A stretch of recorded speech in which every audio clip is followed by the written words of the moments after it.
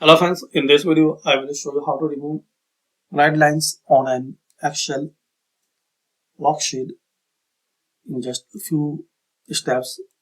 So it's a very easy and simple way like this.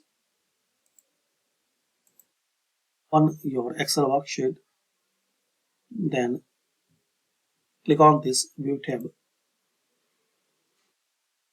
and unselect this guidelines option. Show the lines between rows and columns in the sheets to make the sheet easier to read. So any case you need to remove these guidelines, just unselect it. That's it. And guys, if you want to remove any specific area without guidelines, so select any particular area and in the home tab, here you will see the background color. So select here white as a background.